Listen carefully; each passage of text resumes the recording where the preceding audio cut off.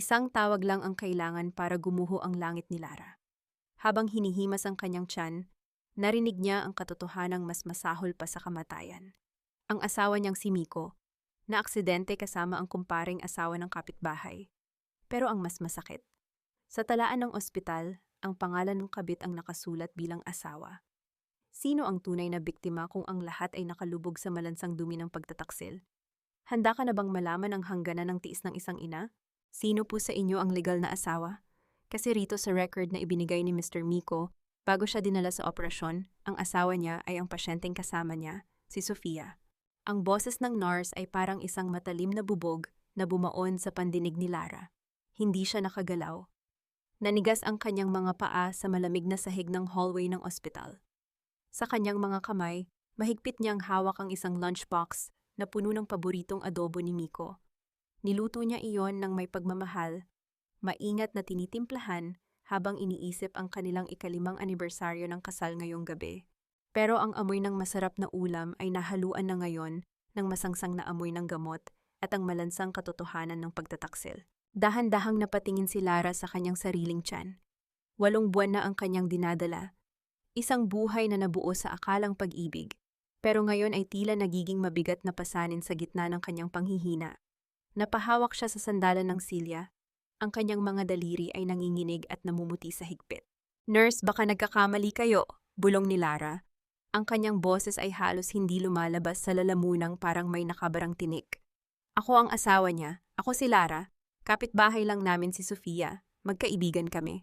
Tumingin ang nurse sa kanya nang may halong awa at pag-aalinlangan.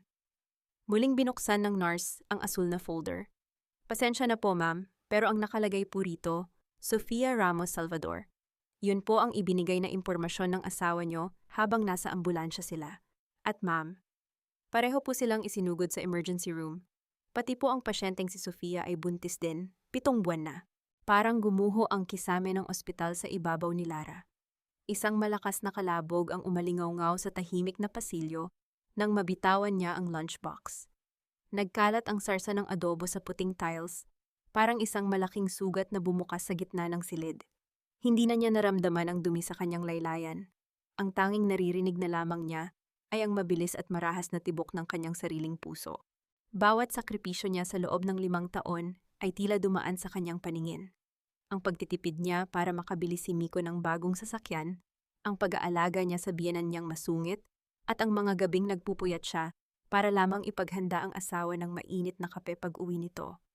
Lahat pala iyon ay binabayaran ni Miko ng kasinungalingan sa kabilang pinto.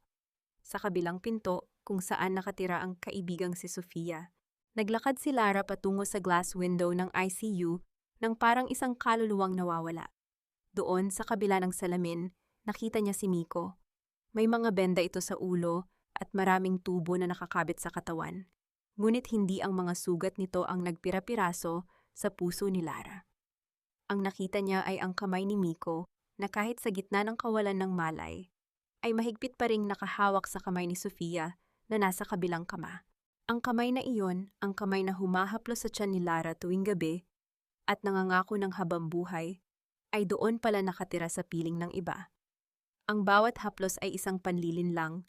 Ang bawat pangako ay isang laso na dahan-dahang pumatay sa kanyang pagkatao nang hindi niya namamalayan. Sa sandaling iyon, ang lamig ng aircon ng ospital ay tumagos hanggang sa kanyang mga buto. Wala siyang mailuha. Ang sakit ay masyadong malalim para sa mga payak na patak ng tubig. Ang tanging nararamdaman niya ay ang marahas na sipa ng sanggol sa loob ng kanyang tiyan. Tila nagtatanong kung bakit biglang naging ganito kalamig ang mundong kanyang lalakihan. Napahawak si Lara sa salamin, ang kanyang init ay nag-iwan ng bakas ng hamog sa malamig na glass window. Tumingin siya sa 2 taong natutulog sa loob, ligtas sa kanilang sariling mundo ng pandaraya, habang siya ay naiwang mag-isa sa dilim ng katotohanan. Ito na ba ang katapusan ng lahat ng kanyang pinangarap? Paano niya itutuloy ang paghinga kung ang bawat hangin na kanyang nilalanghap ay amoy pagtataksil? Saan dadalhin ng isang inang sugatan, ang kanyang anak, kung ang mismong haligi ng tahanan ay naging anay na umubos sa kanilang pundasyon? Huwag mong gawa ng mali siya ang isang trahedya, Lara. Hindi mo ba nakikitang nag-aagaw buhay ang tao? Napaka-selfish mo naman para isipin lang ang sarili mo sa oras na ito. Ang mga salitang iyon ay hindi galing sa isang estranghero, kundi mula sa asawa ni Lara na si Miko. Nakamumulat pa lamang ng mga mata sa loob ng puting silid ng ospital. Ang boses nito ay mahina dahil sa gamot.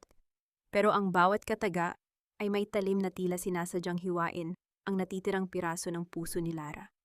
Nakaupo si Lara sa tabi ng kama, ang kanyang likod ay tuwid na tuwid kahit na ang pakiramdam niya ay para siyang uanti-unting naglalaho sa hangin.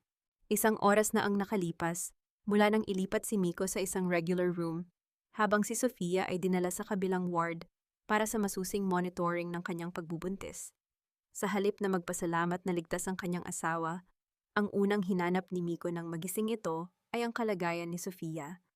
At nang magtanong si Lara tungkol sa kung bakit asawa ang nakalagay sa record ng ospital, ang sagot ni Miko ay isang malupit na pagbabaligtad ng katotohanan. Miko, nakita ko kayong magkahawak kamay. Narinig ko ang nurse. Pabulong na sagot ni Lara, ang kanyang boses ay nanginginig sa pagitan ng galit at panghihina. Paano mo nagawang sabihing asawa mo siya? At buntis siya, Miko. 7 buwan. Huwag mo akong gawing tanga.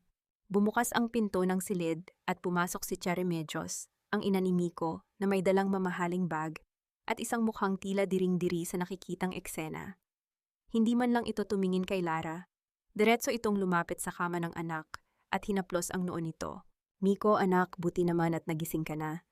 Pinag-alala mo kami ng husto, sabi ni Remedios bago lumingon kay Lara ng may mapanghusgang mga mata. At ikaw naman, Lara, tigilan mo na ang pag-iinarte. Buntis ka, baka mapano ang apo ko. Masyado kang madrama. Isang sakuna ang nangyari, natural lang na maguluhan ang mga tao sa ospital. At si Sofia, kababata iyan ni Miko. Natural lang na magtulungan sila. Tia, hindi lang po ito basta tulong. Buntis si Sofia at si Miko ang nagdala sa kanya rito, giit ni Lara, habang ang kanyang mga daliri ay mariing nakabaon sa tela ng kanyang palda. Tumawa ng mapait si Miko, isang tunog na walang bahid ng pagsisisi. Lara, look at yourself. You're being paranoid. Yan ang problema sa iyo. Simula nang mabuntis ka, naging masyado kang possessive. Sofia needed a ride, and I gave her one. May aksidenteng nangyari. Iyong record? Baka nagkamali lang ang nurse sa pandinig dahil sa gulo. Bakit mo ba pilit na sinisira ang reputasyon ko sa harap ni Mama? Ang gaslighting ni Miko ay parang isang manipis na usok na unti-unting sumasakal sa katinuan ni Lara. Alam ni Lara ang nakita niya. Alam niya ang haplos ng mga kamay na nasaksihan niya sa ICU. Pero sa loob ng silid na ito, siya ang pinalalabas na baliw. Siya ang kontrabida sa sarili niyang trahedya. Lumapit si Remedios kay Lara at bumulong. Sapat lang para silang dalawa ang makarinig. Makinig ka sa akin, Lara. Ang pamilya Salvador ay may pangalang iniingatan. Kung may ginawa man ang anak ko, siguro ay dahil may pagkukulang ka rin bilang asawa. Huwag kang gagawa ng ingay na ikahihiya natin sa mga kapitbahay. Manahimik ka, alagaan mo ang asawa mo, at tanggapin mo kung ano ang ibinibigay namin sa iyo. Kung wala si Miko, saan ka pupulutin? Isipin mo ang batang nasa tiyan mo. Naramdaman ni Lara ang isang matinding hapdi sa kanyang lalamunan. Gusto niyang sumigaw, gusto niyang itapon ang lahat ng gamit sa loob ng silid. Pero ang tanging nagawa niya ay ang manatiling tahimik. Ang katahimikan ni Lara ay hindi tanda ng pagsuko, kundi isang paraan para hindi siya tuluyang gumuho sa harap ng mga taong walang ibang alam kundi ang manakit. Tumalikod si Lara at naglakad patungo sa bintana, tinitingnan ang mga sasakyang dumadaan sa ibaba. Ang mundo ay patuloy sa pag-ikot habang ang kanyang sariling mundo ay dahan-dahang nagiging abo. Sa gitna ng katahimikan, narinig niya ang mahinang tunog ng notification mula sa cellphone ni Miko na nasa ibabaw ng lamesa malapit sa kanya. Dahil abala si Remedios sa pag-aayos ng kumot ni Miko, mabilis na sinulyapan ni Lara ang screen ng telepono. Isang mensahe mula sa isang hindi nakarehistrong numero, pero ang mga salita ay malinaw na parang sikat ng araw. Please tell me you're okay, Daddy. Our baby is kicking. Miss na namin ang pag-aalaga mo. Ang bawat letra ay parang isang karayom na pumasok sa kanyang mga mata hanggang sa makarating sa kanyang utak. Daddy. Hindi lang pala siya ang naghihintay ng ama para sa kanyang anak. Sa kabilang ward, may isa pang buhay na tumitibok na binuo sa parehong mga kasinungalingang pinaniwalaan niya sa loob ng maraming taon. Dahan-dahang ibinalik ni Lara ang tingin kay Miko na ngayon ay nakapikit na ang mga mata at tila nagpapahinga nang mahimbing sa ilalim ng pag-aalaga ng kanyang ina. Isang matinding pait ang lumitaw sa mga labi ni Lara. Ang pag-ibig na inaakala niyang kuta ay isa lamang palang bilangguan na gawa sa salamin. At ngayon, ang salaming iyon ay nagkadurog-durog na sa kanyang paanan. Miko, bulong ni Lara sa kanyang isipan. Ito na ang huling beses na maloloko mo ako sa ilalim ng sarili mong bubong. Pero sa likod ng kanyang determinasyon, isang malaking tanong ang bumabagabag sa kanya. Paano siya lalaban kung ang lahat ng tao sa paligid niya ay nakahandang itanggi ang katotohanan? At paano niya poprotektahan ang kanyang anak mula sa amoy ng lason na unti-unting kumakalat sa kanilang tahanan? Hindi lahat ng sugat ay nagdurugo, Lara. Ang iba, nananatili lang sa loob, unti-unting binubulok ang buong pagkatao mo. Ang boses na iyon ay galing sa isang lalaking nakaupo sa madilim na sulok ng hallway. Malayo sa ingay ng mga nurse at sa nakakasakal na presensya ni Miko at Tia Remedios. Napahinto si Lara sa paglalakad. Ang kanyang mga mata, na kanina papilit na pinipigilan ang pagluha, ay lumingon sa pinagmulan ng boses. Doon niya nakita si Dindo. Si Dindo ay ang asawa ni Sofia, isang tahimik na lalaki na laging nakikita ni Lara na maagang umalis ng bahay bitbit ang kanyang gamit sa construction at laging gabi na kung umuwi na may bakas ng semento at pagod sa kanyang mga damit. Ngayon, ang mga kamay na iyon na sanay sa mabibigat na trabaho ay nakasayad sa kanyang tuhod, nanginginig, at mahigpit na hawak ang isang lukot na resibo mula sa pharmacy. Dahan-dahang lumapit si Lara at naupo sa dulo ng mahabang bench, nag-iiwan ng sapat na espasyo sa pagitan nilang dalawa. Ang katahimikan sa pagitan nila ay hindi nakakailang. Ito ay isang katahimikang puno ng pagkakaintindihan. Pareho silang narito sa ospital para sa mga taong nangako ng katapatan, pero nag-iwan sa kanila sa gitna ng bagyo. Ikaw ang asawa ni Miko, di ba? Di ba? Tanong ni Dindo, hindi tumitingin kay Lara. Ang kanyang mga mata ay nananatiling nakapako sa puting pader. Lagi kitang nakikita noon na nagdidilig ng mga halaman sa labas ng bahay niyo. Sabi ko pa sa sarili ko, ang swerte ng asawa mo dahil may naghihintay sa kanya na katulad mo. Napaitas ang gilid ng labi ni Lara sa isang mapait na ngiti. Akala ko rin, Dindo, akala ko rin swerte kami. Huminga ng malalim si Dindo, isang tunog na parang galing sa ilalim ng lupa ang bigat. Sinabi sa akin ng doktor, ligtas na si Sofia, pero ang bata, kailangan ng masusing pag-aalaga. Alam mo ba kung ano ang pinakamasakit, Lara? Buong akala ko, nag-o-overtime siya sa factory, kaya gabi na siya nakakauwi. Yun pala, nasa isang hotel sila sa Tagaytay bago mangyari ang aksidente. Naramdaman ni Lara ang isang matinding lamig na gumapang sa kanyang likuran. Tagaytay. Ang lugar kung saan sinabi ni Miko na mayroon silang business seminar noong nakaraang buwan. Ang lahat ng piraso ng puzzle ay unti-unting nabubuo, at bawat piraso ay may talim na sumusugat sa kanyang alaala. Dindo, anong gagawin natin? Bulong ni Lara. Ang tanong na yon ay hindi lang para sa lalaking nasa tabi niya, kundi para sa sarili rin niya. Buntis ako, malapit na akong manganak. Paano ko palalakihin ang anak ko sa isang mundong punong-puno ng dumi? Tumingin sa wakas si Dindo kay Lara. Ang kanyang mga mata ay puno ng pait, pero mayroon ding bakas ng isang pagkalalaking na itanim sa dangal. Hindi ko alam, Lara, pero ang alam ko, hindi tayo pwedeng manatiling anino lang sa buhay nila. Niloko nila tayo sa loob ng sarili nating mga bakod. Ninakawan nila tayo ng tiwala. Yumuko si Lara at tumingin sa kanyang mga kamay. Nakita niya ang kanyang wedding ring, isang gintong bilog, na dati ay simbolo ng kawalang hanggan, pero ngayon ay tila isang tanikala na sumasakal sa kanyang daliri. Gusto niyang hubarin iyon at itapon sa pinakamalayong sulok ng ospital. Pero parang may pumipigil sa kanya, ang takot sa bukas na wala siyang kasiguraduhan. Alam mo ba, dugtong ni Dindo, ang kanyang boses ay mas bumaba, ang perang ibinabayad ni Sofia sa mga check-up niya. Akala ko ay galing sa ipon namin. Pero nakita ko ang bank book niya sa bag na nakuha sa sasakyan. May mga regular na deposito roon. Malalaking halaga, galing sa account ni Miko. Napahawak si Lara sa kanyang tiyan. Ang sakit na naramdaman niya ay hindi pisikal, kundi ang pagdurog ng kanyang dignidad.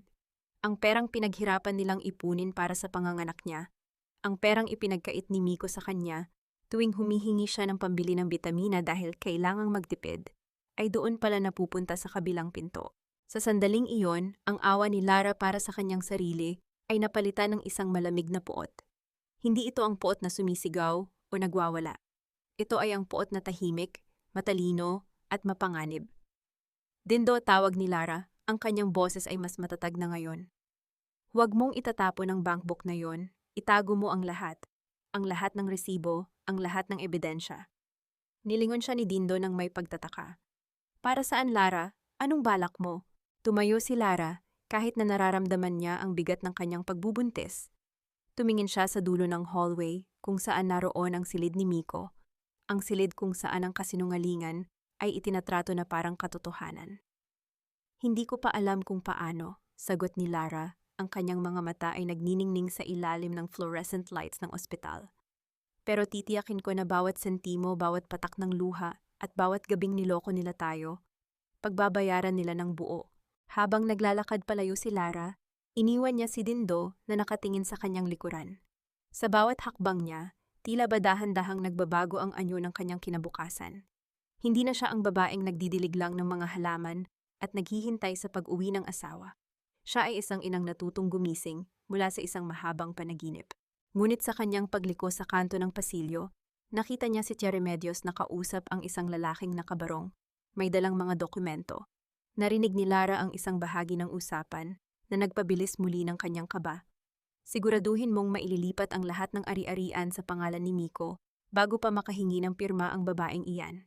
Hindi pwedeng makuha ng isang hamak na Lara ang pinaghirapan ng pamilya Salvador. Napako si Lara sa kanyang kinatatayuan. Ang laban ay hindi pa nagsisimula, pero ang kanyang mga kaaway ay naguhukay na ng bitag para sa kanya. Lara, ang bagal mo naman, gutom na ako, alam mo namang kailangan ko ng lakas para mabilis gumaling ang mga sugat ko. Ang boses ni Miko ay umalingaw-ngaw mula sa kanilang kwarto hanggang sa kusina, kung saan si Lara ay pilit na nagtitiis sa init ng kalan habang hinihimas ang kanyang nananakit na likod. Isang linggo na ang nakalipas mula nang lumabas si Miko sa ospital. Sa halip na maging panahon ng pagsisisi, ang pag-uwi niya ay naging simula ng isang tahimik na impyerno para kay Lara.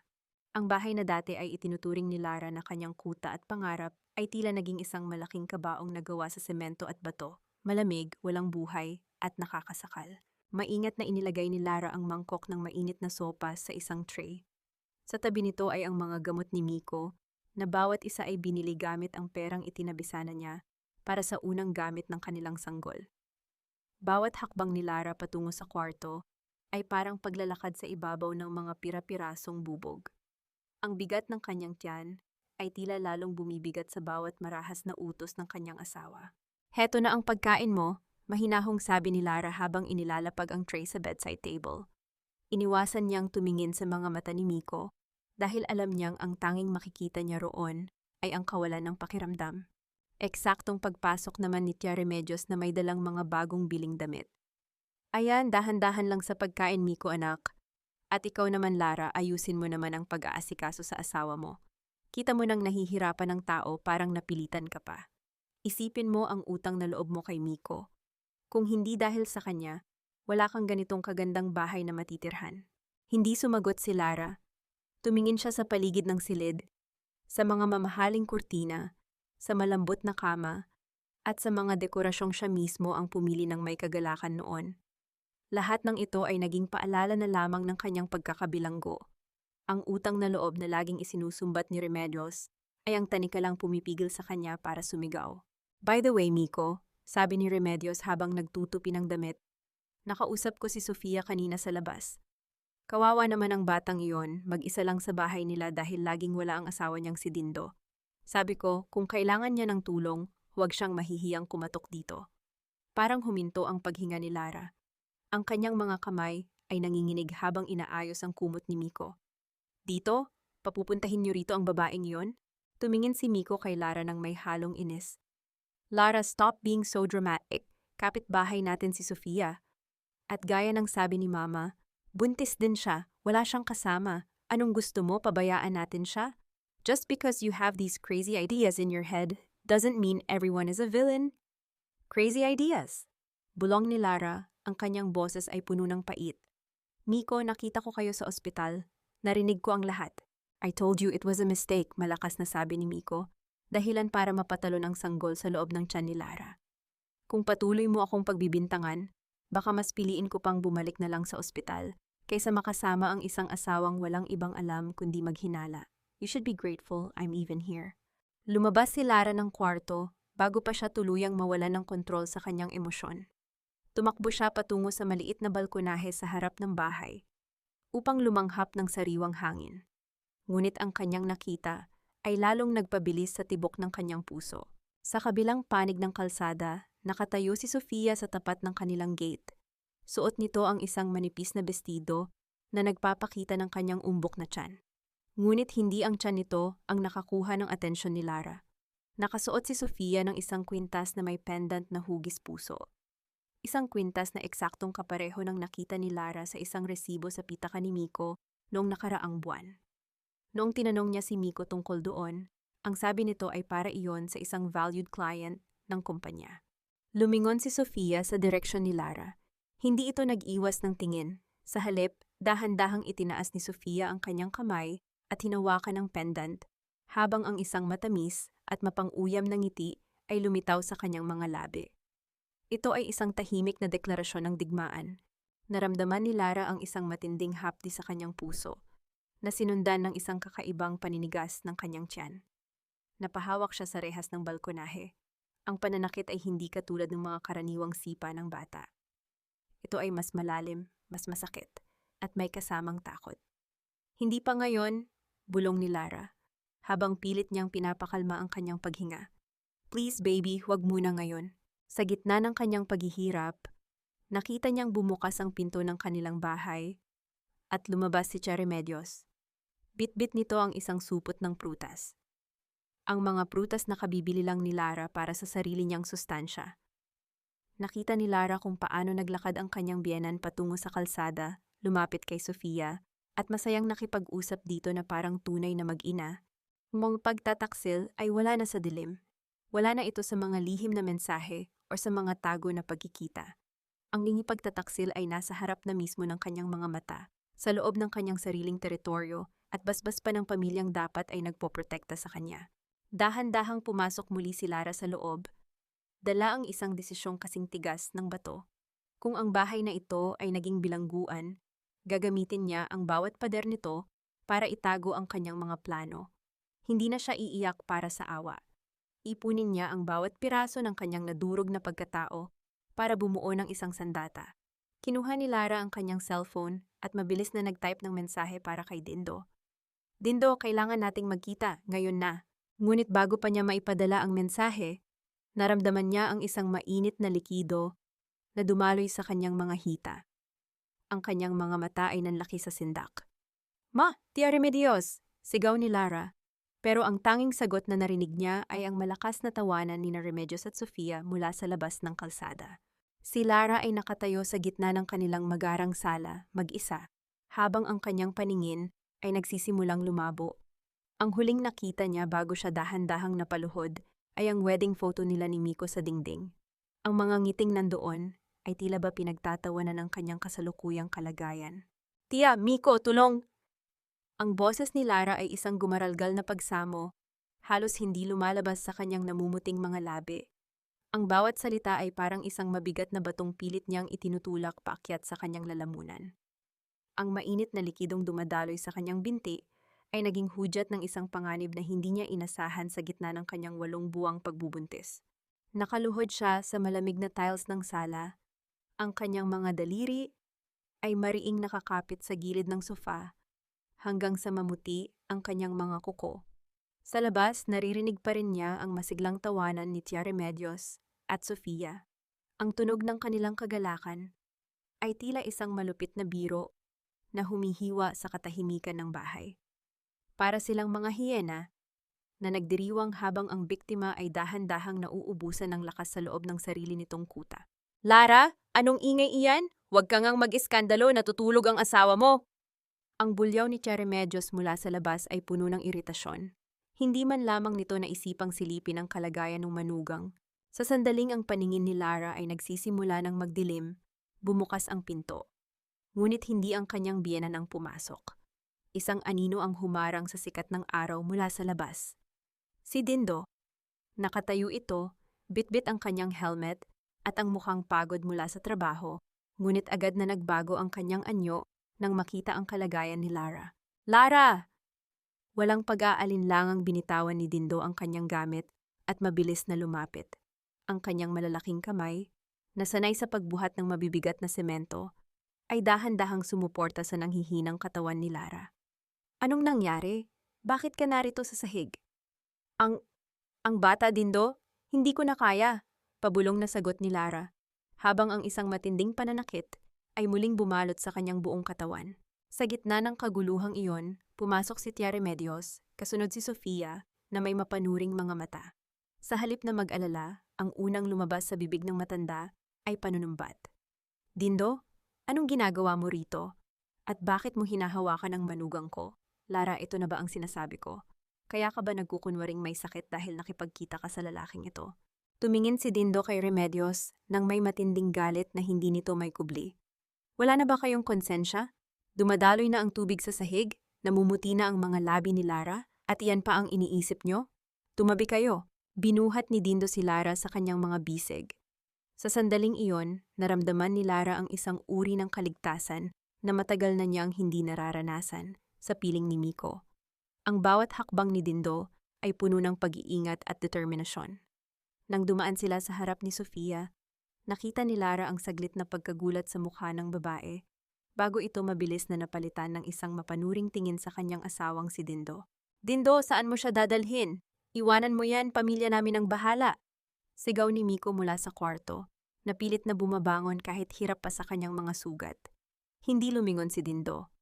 Kung hinintay ko ang tulong nyo, baka bangkay na ang madatnan nyo rito. Huwag kayong susunod sa akin kung wala kayong balak tumulong.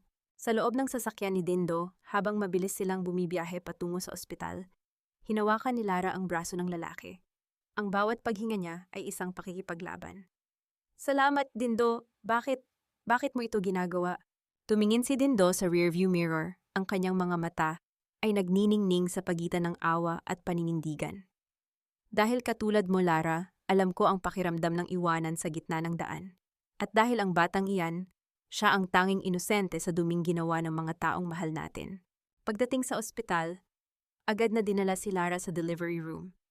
Ang mga oras na sumunod ay naging isang malabong panaginip ng mga puting ilaw, boses ng mga doktor, at ang walang katapusang takot. Ngunit sa bawat saglit na nagigising ang kanyang diwa, nakikita niya si Dindo na nakatayo sa labas ng glass window, hindi umaalis, tila isang bantay na handang sumalo sa kanya sa oras ng pagkahulog. Isang himala ang nangyari. Isang maliit at nanghihinang iyak ang umalingaw-ngaw sa loob ng silid. Isang sanggol na lalaki. Ngunit dahil sa kakulangan ng buwan, agad itong dinala sa incubator. Nang sa wakas ay mailipat si Lara sa isang ward, pumasok si Dindo dala ang isang basong tubig. Ang kanyang muka ay bahagyang gumaan. Ligtas ang bata, Lara. Maliit siya, pero palaban. Napaiyak si Lara, hindi dahil sa sakit, kundi dahil sa isang uri ng ginhawang ngayon lang niya naramdaman. Dindo, wala si Miko rito, ni hindi man lang siya tumawag. Naupo si Dindo sa tabi ng kanyang kama. Inilabas niya ang kanyang cellphone at ipinakita ang isang larawang kuha sa labas ng kanilang bahay bago siya umalis kanina. Nakita ni Lara sa larawan si Miko at Sofia, nakaupo sa balkonahe, nag-uusap habang si Tia Remedios ay tila naghahanda ng merienda para sa kanila. Para silang isang buong pamilya na hindi man lang naalalang may isang buhay na nakikipaglaban sa ospital. Ito ang huling pagkakataong iiyak ka para sa kanila, Lara. Sabi ni Dindo, ang kanyang boses ay naging malamig at matatag. Mula ngayon, hindi na tayo biktima. Tayo ang magiging bagyo na gigiba sa kanilang mga kasinungalingan. Handa ka na bang makipagtulungan sa akin? Tiningnan ni Lara ang kanyang sariling mga kamay na nanginginig pa. Pagkatapos, tumingin siya sa direksyon ng Neonatal Intensive Care Unit kung nasaan ang kanyang anak. Isang bagong lakas ang tila dumaloy sa kanyang mga ugat. Isang lakas na hindi galing sa pag-ibig, kundi sa tungkulin ng isang ina na protektahan ang kanyang bunga. Oo, Dindo, sagot ni Lara. Ang kanyang boses ay wala ng pag-aalinlangan.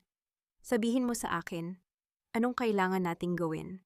Sa labas ng bintana ng ospital, ang langit ay nagsisimulang magdilim, hudyat ng isang paparating na ulan. Ngunit sa loob ng silid na iyon, isang alyansa ang nabuo sa pagitan ng dalawang pusong sugatan. Isang alyansang magiging mitya ng katapusan para sa mga taong umabuso sa kanilang kabutihan. Ang tunog ng mga tawanan at masayang musika mula sa kabilang bakod ay tila mga latay ng pait na humahagupit sa balat ni Lara. Habang ang kanyang mga bisig ay nananatiling walang laman dahil ang kanyang anak ay naiwan pa sa loob ng incubator sa ospital. Ang bakuran ni na Sofia ay puno ng mga makukulay na asul at rosas na mga lobo. Ito ang araw ng baby shower ni Sofia, isang pagdiriwang na tila sinasadyang gawin sa harap mismo ng nagdurugong puso ni Lara. Nakatayo si Lara sa loob ng kanyang madilim na sala, nakasilip sa pagitan ng mga kortina. Nakita niya si Miko na abalang-abala sa pag-aayos ng mga upuan sa garden ni na Sofia. Ang kanyang asawa, na laging nagrereklamo ng pananakit ng likod kapag inutusan niyang magbuhat ng gamit ng bata, ay parang isang masiglang binata ngayon habang pinagsisilbihan ng kaibigang si Sofia. Bumukas ang pinto ng kwarto at lumabas si Tia Remedios, suot ang kanyang pinakamagandang ternong bestido. Lara, bakit nakatitig ka lang dyan? Mag-ayos ka, inimbita tayo ni Sofia. Nakakahiya naman sa mga kapitbahay kung hindi tayo sisipot. Isipin nila ay may kagalit tayo. Lumingon si Lara sa kanyang biyenan. Tiya, kakarating ko lang galing sa ospital. Ang anak ko ay nakikipaglaban para mabuhay at gusto niyo akong pumunta sa party ng babaeng sumira sa pamilya ko? Isang mapait na tingin ang ibinigay ni Remedios sa kanya. Huwag kang mapait, Lara. Yung bata sa ospital? Siguro kung mas inalagaan mo ang sarili mo at hindi ka masyadong naging emosyonal, hindi sana siya ipinanganak ng kulang sa buwan.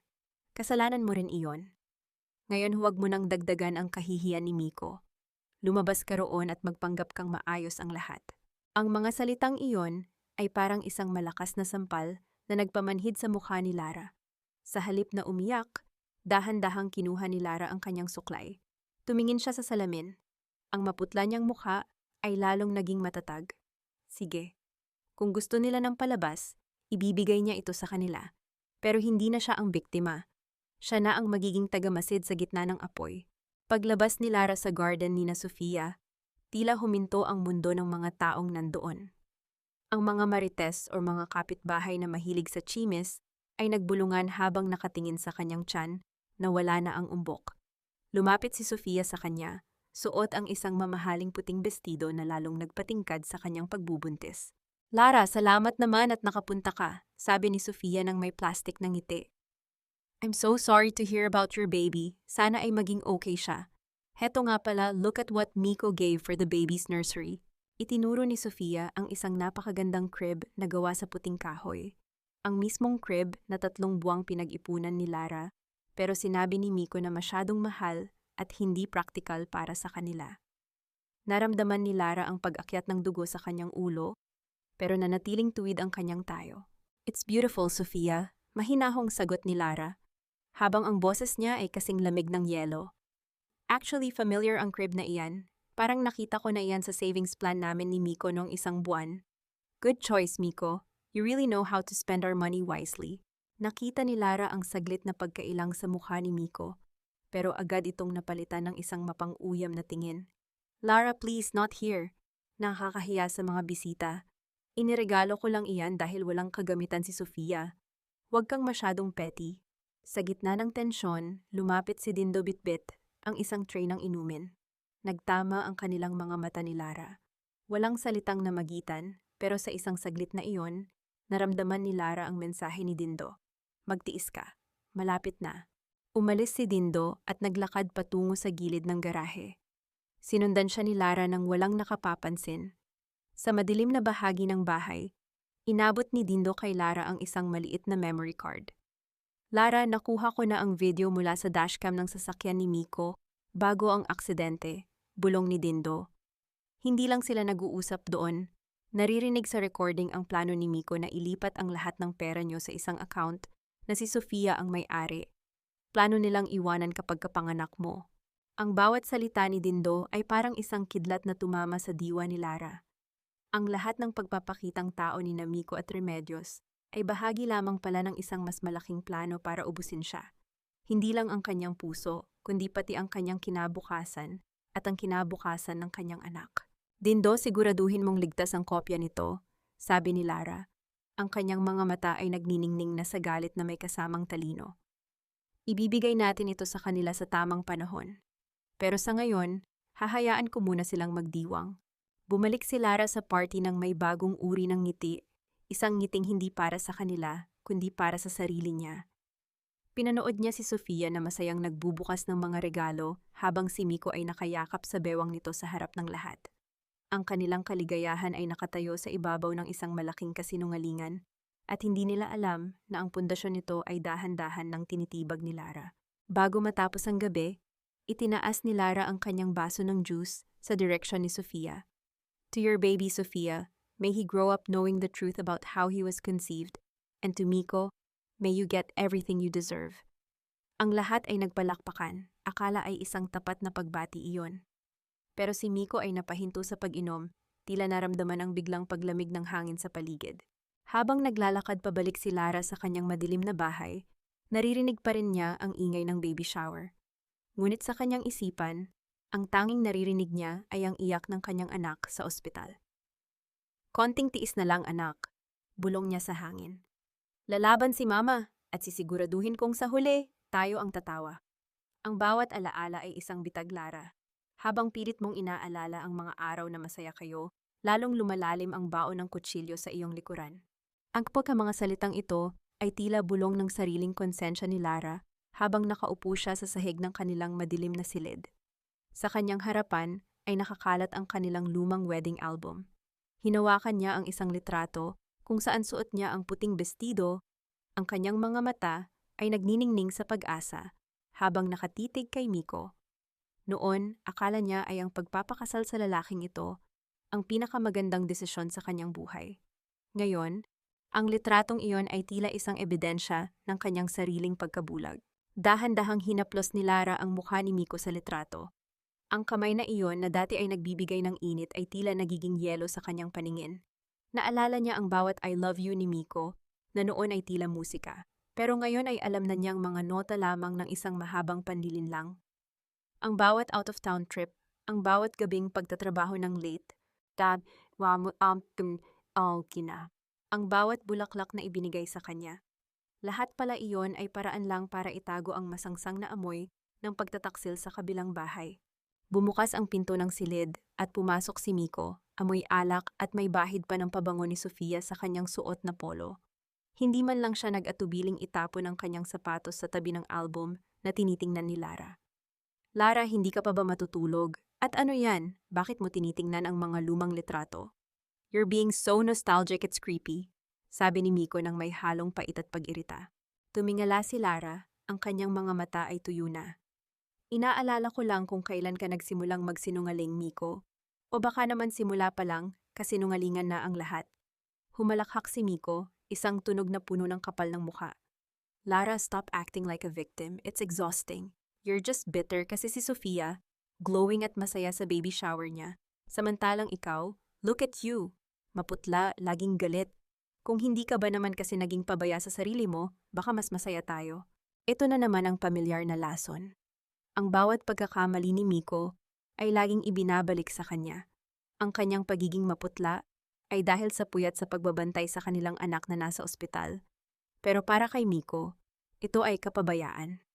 Miko, do you even care about our son? Mahinahong tanong ni Lara, kahit na ang loob niya ay parang isang bulkan na malapit ng sumabog. Hindi mo man lang siya binisita ngayong araw. Mas inuna mo pa ang party ni Sofia.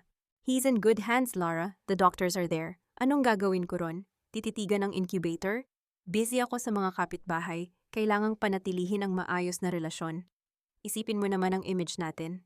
Sagot ni Miko, bago pumasok sa banyo at marahas na isinara ang pinto. Nang marinig ni Lara ang pagdaloy ng tubig mula sa shower, mabilis siyang tumayo. Ito na ang pagkakataon niya. Maingat niyang kinuha ang cellphone ni Miko na iniwan nito sa ibabaw ng cabinet. Alam niya ang passcode, ang petsa ng kanilang anibersaryo, isang petsang tila nakalimutan na ni Miko ang tunay na kahulugan.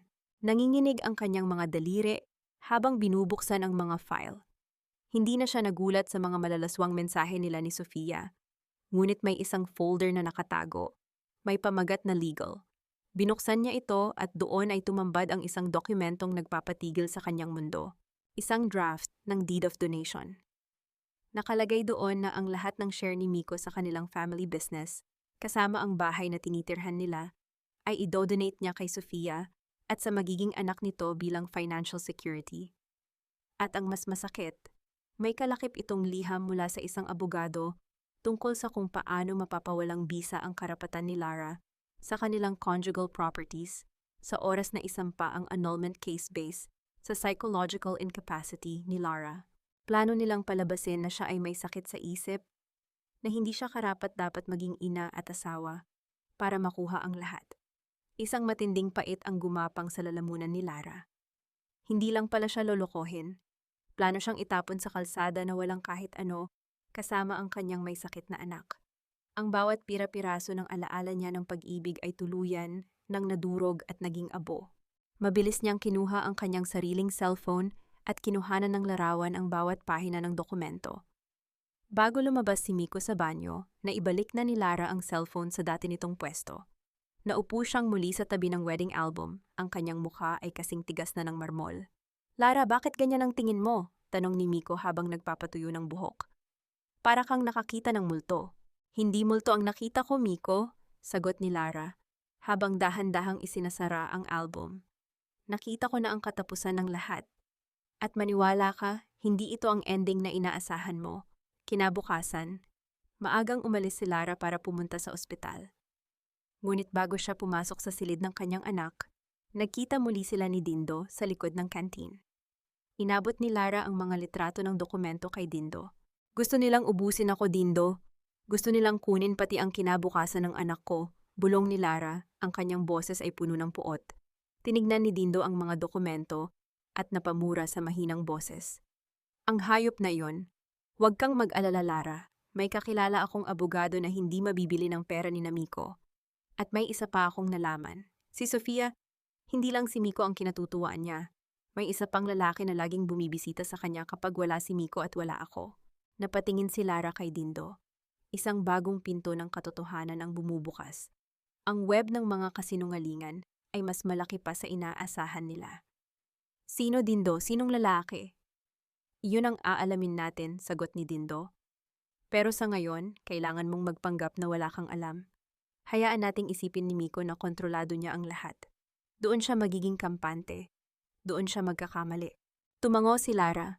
Sa loob ng silid ng kanyang anak, hinawakan niya ang maliit na kamay ng sanggol sa loob ng incubator. "Konting tiis na lang, anak. Hindi tayo mawawala ng tahanan. Dahil ang bahay na itinayo nila sa kasinungalingan, ako mismo ang magpapatumba." Kaya pala ang lakas ng loob mong sumagot-sagot sa akin ngayon dahil may bago ka ng tagapagtanggol. Sabihin mo sa akin, Lara, ilang beses na kayong nagkikita ni Dindo nang hindi ko alam? O baka naman, habang nag-aagaw buhay ako sa ospital, masaya kayong nagpaplano kung paano ako tatakasan. Ang boses ni Miko ay dumagundong sa loob ng sala, sapat na para marinig ng mga kapitbahay na noon ay abala sa pagmamasid sa labas ng kanilang mga bakod. Nakatayo si Lara sa gitna ng silid. Hawak ang isang maliit na kumot ng kanyang anak na dinala niya mula sa ospital. Ang bawat salita ni Miko ay parang isang maruming putik na pilit ibinabato sa kanyang malinis na pagkatao. Ito ang taktika ni Miko, ang baligtarin ng mundo. Dahil alam niyang nagsisimula nang lumabas ang kanyang mga kasalanan, kailangang siya ang unang magmukhang biktima. "Miko, nakikinig ka ba sa sarili mo?" Mahinahong tanong ni Lara, kahit na ang kanyang mga kamay ay nanginginig sa ilalim ng tela ng kumot. "Tinulungan lang ako ni Dindo noong iniwan niyo akong nag-aagaw buhay dito sa sahig. Siya ang nagdala sa akin sa ospital habang ikaw, kasama ang nanay mo, ay masayang nakikipagkwentuhan sa kabit mo sa labas." "Huwag mong ilihis ang usapan," sigaw ni Miko, habang lumalapit sa kanya ng may nananakot na tingin. "Nakita kayo ni Mama sa palengke. Nakita kayong nagbubulungan sa likod ng kantin sa ospital. Anong tawag doon? Business meeting? Huwag mo akong gawing tanga, Lara. Alam ko ang laro nyo." Biglang pumasok si Tia Remedios mula sa pinto. Bitbit ang isang baso ng tubig na parang siya ang pinaka-inosenteng tao sa mundo. "Miko, anak, huwag mo nang masyadong pagurin ang sarili mo sa babaeng iyan. Kita mo na, yan ang napala natin sa pagpapatira sa kanya rito. Akala mo ay tapat, yun pala ay may itinatagong katiwalian. Kaya siguro kulang sa buwan ng bata dahil sa konsensya mo, Lara." Ang mga salita ni Remedios ay parang isang lason na dahan-dahang pumatay sa natitirang respeto ni Lara sa pamilyang ito. Ang gamitin ang kalagayan ng kanyang anak Para saktan siya ay isang kababaan na hindi niya mapapatawad. Naramdaman ni Lara ang pag-akyat ng init sa kanyang dibdib. Ang kanyang puso ay tumitibok ng mabilis. Hindi dahil sa takot, kundi dahil sa isang uri ng puot na nagbibigay sa kanya ng kapangyarihan. Dahan-dahang ibinaba ni Lara ang kumot ng anak sa ibabaw ng lamesa. Tumingin siya ng diretso sa mga mata ni Miko, isang tingin na hindi pa nakikita ng asawa sa loob ng 5 taon. Alam mo Miko, ang galing niyong magpanggap. Pero nakalimutan niyo yata ang isang bagay. Ang katotohanan ay parang langis sa tubig. Gaano niyo man piliting ilubog, lulutang at lulutang pa rin. Anong ibig mong sabihin? Tanong ni Miko, habang bahagyang umatras nang makita ang kakaibang ningning sa mga mata ni Lara. Ibig kong sabihin, panimula ni Lara, habang dahan-dahang naglalakad patungo sa pinto ng balkonahe, kung saan alam niyang nakikinig ang ilang mga kapitbahay. Na kung gusto niyo talagang pag-usapan ang pagtataksil, bakit hindi natin simulan sa bank account na nakapangalan kay Sofia Ramos? O kaya naman, sa deed of donation na balak mong pirmahan para ipamigay ang bahay na ito sa kanya. Biglang namutla si Miko. Ang kanyang pagiging maangas ay tila natunaw sa isang saglit. Lumingon siya kay Remedios na noon ay nabitawan ng hawak na baso, dahilan para magsabog ang tubig sa sahig. Paano mo? Nauutal na sabi ni Miko. Paano ko nalaman? Hindi mahalaga iyon, putol ni Lara sa kanya. Ang mahalaga ay alam ko na ang lahat ng dominyo. Kaya kung susubukan mong baligtarin ang mundo at palabasing ako ang masama, siguraduhin mong handa ka sa ibabalik ko sa iyo. Dahil sa oras na magsalita ako sa harap ng lahat, Miko, hindi lang ang pangalan mo ang masisira. Pati ang maruming reputasyon na pilit itinatago ng nanay mo ay kakalat na parang basura sa kalsada. Lumalabas ang mga kapitbahay mula sa kanilang mga gate, nagbubulungan, ang mga mata ay nakatuon sa pintuan ng mga Salvador. Ang plano ni Miko na ipahiya si Lara ay nag-backfire. Ngayon, ang lahat ng mata ay nakatingin sa kanya ng may pag-aalinlangan. Umalis ka na, Lara, sabi ni Remedios, nang may nanginginig na boses. Umalis ka sa bahay na ito kung ayaw mong masaktan. Aalis ako, tiya. Huwag kayong mag-alala, sagot ni Lara habang kinukuha ang kanyang bag. Pero hindi dahil tinataboy niyo ako. Aalis ako dahil ayaw ko nang huminga sa bahay na amoy bulok. Pero tandaan niyo ito. Ang bahay na ito ay conjugal property. Sa batas kalahati nito ay sa akin. At hindi ako papayag na makuha iyon ng isang ahas na katulad ni Sofia. Sa labas, nakita ni Lara si Dindo na nakaparada ang motor sa tapat ng kanilang bahay. Walang imik na lumapit si Lara at sumakay. Bago sila umalis, lumingon si Lara sa bintana ng kwarto ni Sofia sa kabilang bahay. Nakita niya ang anino ni Sofia na nakasilip mula sa kurtina. Tila nagtataka kung bakit hindi naging matagumpay ang plano nila ni Miko. Sa gitna ng kalsada, naramdaman ni Lara ang malamig na hangin sa kanyang mukha. Sa wakas, nakalabas na siya sa bilangguan. Pero alam niyang hindi pa ito ang huli. Ang mundo ay nagbaligtad na nga, pero sa pagkakataong ito, siya na ang may hawak ng manibela. Dindo, dalhin mo ako sa abogado, sabi ni Lara. Ang boses ay matatag at puno ng paninindigan. Gusto kong simulan na ang pagbawi sa lahat ng kinuha nila sa akin. Ngunit sa gitna ng kanyang determinasyon, isang kaba ang muling gumapang sa kanyang dibdib. Isang itim na sasakyan, ang kanina pa pala sumusunod sa kanila, mula nang umalis sila sa subdivision. Isang sasakyang hindi kay Miko at lalong hindi kay Dindo. Sino ang nagbabantay sa bawat galaw niya? At ano ang kinalaman nito sa lihim na sinabi ni Dindo tungkol sa isa pang lalaking bumibisita kay Sofia? Hindi mo ba naisip, Lara, na baka ako talaga ang kailangan niya? Na baka sa akin niya lang nahanap ang kapayapaang hindi mo na ibigay sa loob ng 5 taon? Ang boses ni Sofia ay malambot, halos parang isang himig ng oyayi, pero bawat salita ay may dalang lason na untunting pumapatay sa katahimikan ng maliit na parke malapit sa ospital. Nakaupo ang 2 babae sa isang sementadong bangko sa ilalim ng malalabay na sanga ng puno ng nara. Sa malayo, naririnig ang tawanan ng mga batang naglalaro, isang masakit na paalala para kay Lara na ang kanyang sariling anak ay nakikipaglaban pa rin para sa bawat hininga sa loob ng isang glass box. Ilang oras pa lang ang nakalilipas matapos lisanin ni Lara ang bahay ni Miko, at bago siya tumuloy sa opisina ng abogado, nakatanggap siya ng mensahe mula kay Sofia. Mag-usap tayo bilang 2 ina para sa ikabubuti ng mga bata. At heto sila, magkaharap sa gitna ng malamig na simoy ng hapon. Tiningnan ni Lara ang kanyang mga kamay. Maputla ang kanyang balat, May mga bakas pa ng mga tusok ng karayom mula sa swero, at ang kanyang katawan ay tila isang bahay na gumuho matapos ang bagyo. Sa kabilang banda, si Sofia ay tila isang reyna ng kasinungalingan. Maaliwalas ang mukha, maayos ang buhok, at ang kanyang mga kamay ay protektadong nakapatong sa kanyang malaking tiyan. Kapayapaan? Bulong ni Lara, ang kanyang boses ay tuyo at puno ng pait. Ang tawag mo ba sa pagnanakaw ng asawa ng may asawa ay kapayapaan, Sofia? Ang tawag mo ba sa pagwaldas ng perang para sa anak ko ay pag-ibig? Huminga ng malalim si Sofia. Isang buntong hininga na tila siya pa ang biktima. Lara, let's be realistic. Miko was never happy with you.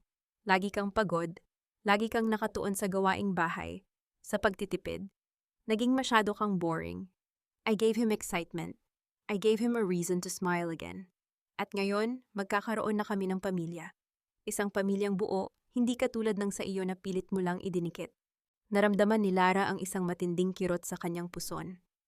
Isang paalala na hindi pa tuluyang naghihilom ang kanyang mga sugat mula sa panganganak. Ngunit mas masakit ang kirot sa kanyang dibdib. Ang bawat sakripisyo niya para sa kanilang tahanan ay muling minaliit ng babaeng ito. Ang bawat gabing nagpuyat siya para ipagluto si Miko. Ang bawat sentimong tinipid niya para sa kinabukasan. Lahat iyon ay tinawag lang na boring. Nandito ka ba para ipamukha sa akin na talo ako? Tanong ni Lara habang dahan-dahang tumatayo. Kahit nanginginig ang kanyang mga tuhod, pilit niyang pinanatiling tuwid ang kanyang likod. Nandito ka ba para hingin ang basbas ko sa marumi ninyong relasyon? Ngumiti si Sofia, isang ngiting tila nanunukso. Nandito ako para sabihin sa iyo na sumuko ka na. Huwag mo nang pahabain ang laban sa korte. Ibigay mo na kay Miko ang annulment at ang bahay. Anyway, may anak na kayo, kailangan nyo ng pera, di ba? Kung pipirma ka, sisiguraduhin kong bibigyan ka ni Miko ng sapat na sustansya para sa bata. Pero kung lalaban ka, baka pati ang bata ay makuha namin sa iyo. Alam mo naman ang impluensya ni Tia Remedios. Ang pagbabanta ni Sofia ay parang isang malamig na tubig na ibinuhos sa nag-aapoy na galit ni Lara. Ang maisip na kukunin nila ang kanyang anak ay isang bagay na hindi niya kailanman papayagan. Ngunit sa gitna ng takot, naalala ni Lara ang sinabi ni Dindo tungkol sa isa pang lalaking bumibisita kay Sofia. Dahan-dahang lumapit si Lara kay Sofia, sapat na para maramdaman ng babae ang kanyang presensya. Alam mo, Sofia, hanga ako sa lakas ng loob mo. Hanga ako kung paano mo napapaniwala si Miko na siya lang ang lalaki sa buhay mo. Pero ang tanong, paano kung malaman ni Miko na ang batang dinadala mo ay baka hindi sa kanya? Biglang nagbago ang anyo ni Sofia. Ang kanyang mapang-uyam na ngiti ay napalitan ng isang bakas ng sindak sa kanyang mga mata. Ano? Anong pinagsasabi mo? Nababaliw ka na ba? Tingnan natin kung sinong mababaliw kapag lumabas na ang resulta ng DNA test pagkapanganak mo. Sagot ni Lara, kahit na wala pa siyang sapat na ebidensya. Ang mahalaga ay nakita niya ang bitak sa kuta ni Sofia. Hindi lahat ng lihim ay nananatiling lihim, Sofia. At ang itim na sasakyang laging nakaparada sa labas ng bahay niyo kapag wala si Dindo at si Miko, mukhang hindi lang ako ang nagbabantay sa iyo. Mabilis na tumayo si Sofia, tila gustong saktan si Lara, pero agad siyang napaatras nang makita ang determinasyon sa mga mata ng asawa ni Miko. Wala kang mapapatunayan, Lara. Sisirain kita. Sisiguraduhin kong hinding-hindi mo na makikita ang anak mo. Sa gitna ng kanilang paghaharap, biglang naramdaman ni Lara ang isang matinding hilo. Ang paligid ay nagsimulang umikot. Ang ingay ng mga bata sa parke ay tila naging isang malabong ugong. Napahawak siya sa kanyang tiyan. At sa huling pagkakataon bago dahan-dahang nagdilim ang kanyang paningin, nakita niya si Dindo na tumatakbo patungo sa kanya. Ngunit may isa pang nakita si Lara. Isang lalaking nakasuit, nakatayo sa di kalayuan, may hawak na kamera, at tinitingnan sila ng may malamig na ekspresyon. Hindi ito si Miko. Sino ang lalaking ito na tila kinukuhanan ng bawat detalye ng kanilang hidwaan? Lara, Lara, gising! Ang boses ni Dindo ang huling narinig niya bago siya tuluyang nilamon ng kadiliman. Ang digmaan sa pagitan ng dalawang ina ay hindi pa tapos. Ito ay nagsisimula pa lamang, at ang bawat panig ay may kani-kaniyang armas na nakatago sa ilalim ng kanilang mga balat. Ngunit sa labanang ito, sino ang tunay na nagpoprotekta sa bata? At sino ang gumagamit lamang nito para sa sariling interes? Pirpirmahan mo ito, Lara. Hindi para sa akin, kundi para sa bata. Isipin mo ang hospital bills niya. Kung hindi ka makikipagtulungan, paano natin mababayaran ang incubator na ito? Gusto mo bang mamatay ang sarili mong anak dahil lang sa pride mo?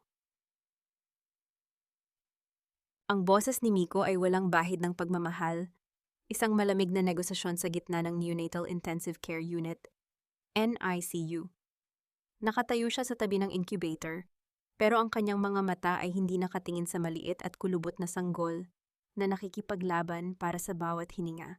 Sa halip, ang kanyang paningin ay nakapako sa mga dokumentong legal na hawak niya, isang waiver na naglalayong bawiin ang lahat ng habol ni Lara sa kanilang mga ari-arian kapalit ng tulong pinansyal. Dahan-dahang itinaas ni Lara ang kanyang nanginginig na kamay at idinikit ito sa malamig na salamin ng incubator. Sa loob, ang kanyang anak, ang kanyang munting himala, ay may suot na maskara para sa oxygen. Ang kanyang dibdib ay mabilis na tumataas at bumababa. Ang bawat tibok ng makina ay tila isang paalala ng marupok na hangganan ng buhay at kamatayan. Miko, bulong ni Lara, ang kanyang boses ay paos at basag. Ito ang anak mo, hindi mo man lang ba siya tatanungin kung kumusta siya? Ang tanging laman ng isip mo ay ang pera at ang bahay? Practical lang ako, Lara, asik ni Miko, habang dahan-dahang lumilingon sa paligid para masigurong walang nurse na nakakarinig. Ang hospital bill na ito ay umaabot na sa 6 na digit. Ubus na ang savings ko dahil sa aksidente at sa mga gamot mo. Kung pipirma ka rito, ibibigay ni Mama ang pambayad. Isipin mo ang bata, Lara, huwag kang maging makasarili. Naramdaman ni Lara ang isang matinding hapdi sa kanyang dibdib, mas matindi pa sa hiwa ng operasyon. Ang kanyang sariling asawa ay ginagamit ang buhay ng kanilang anak para i-hostage ang kanyang kinabukasan.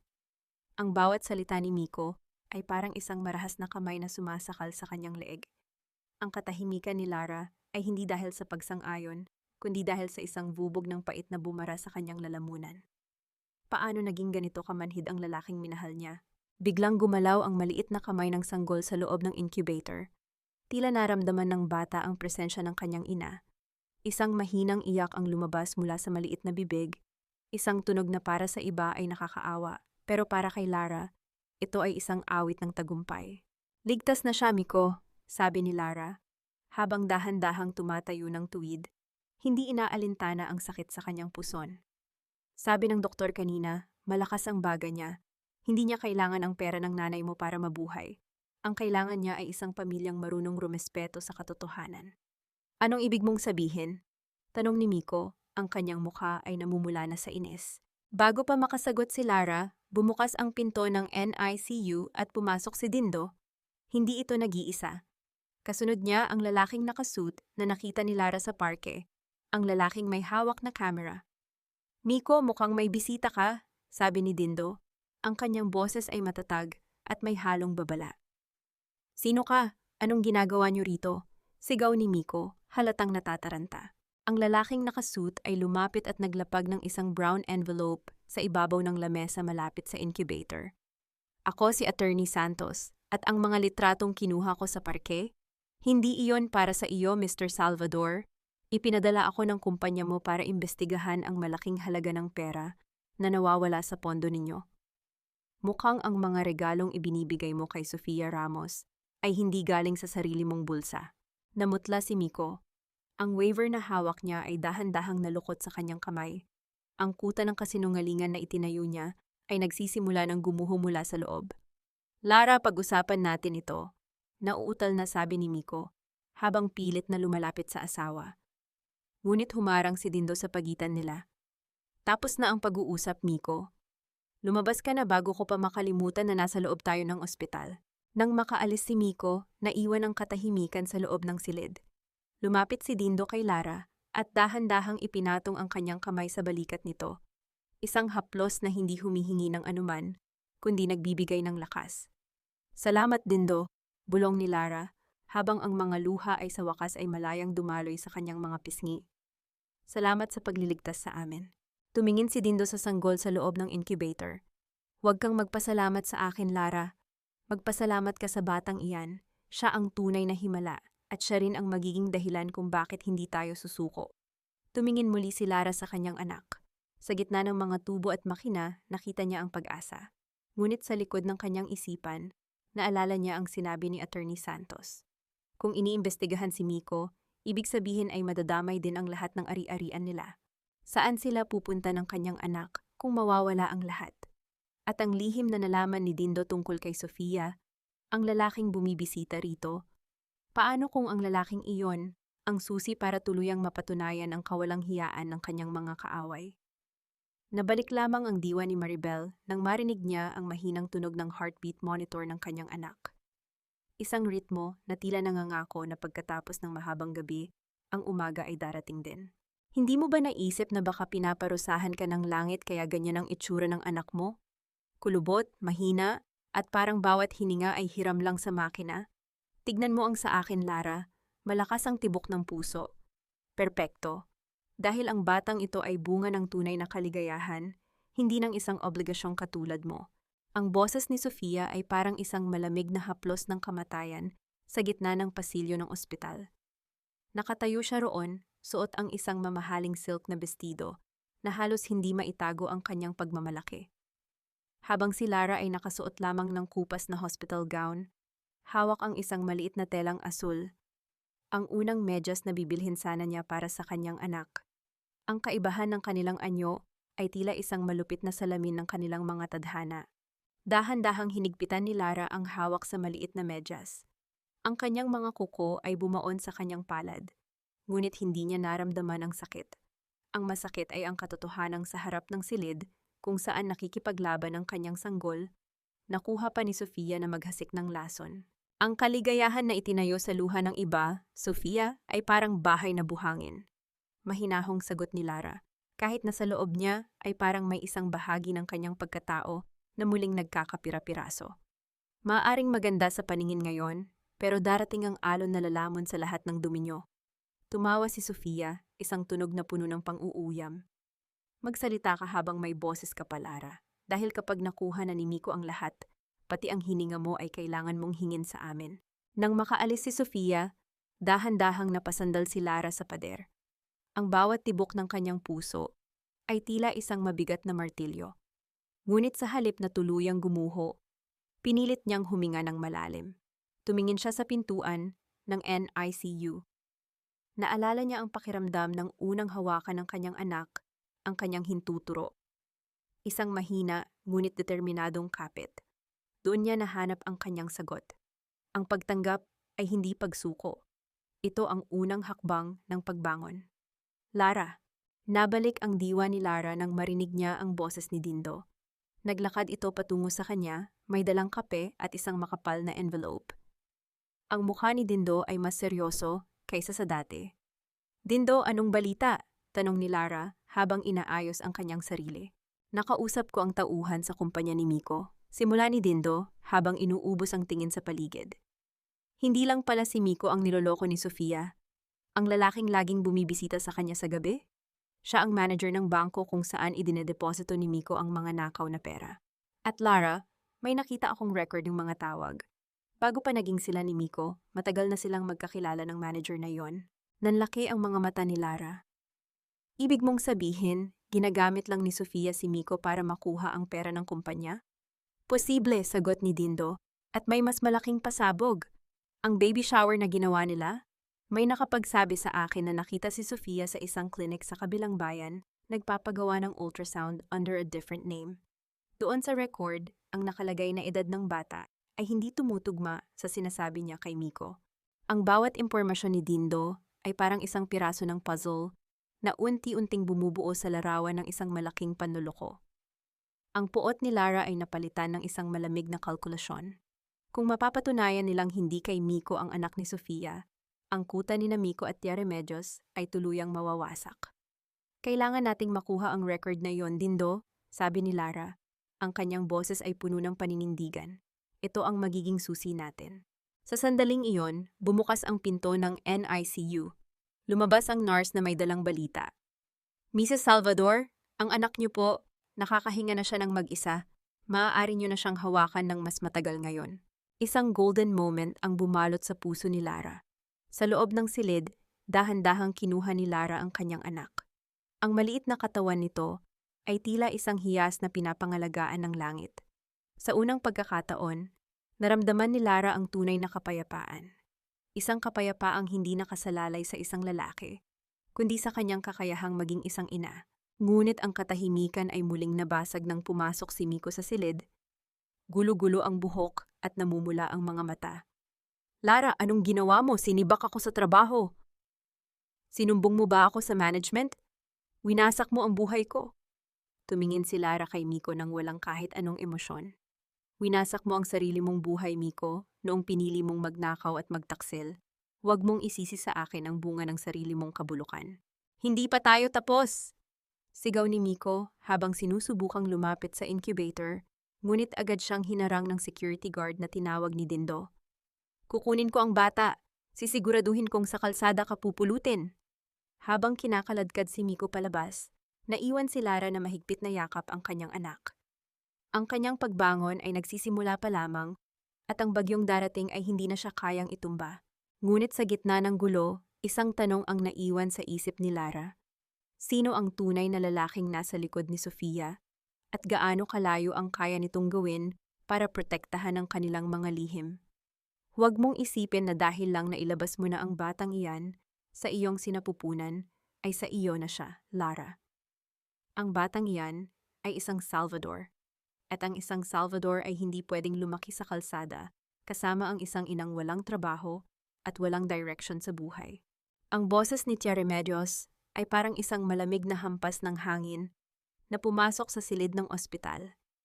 Dala ang amoy ng mamahaling pabango na tila sumasakal sa payapang hininga ng sanggol.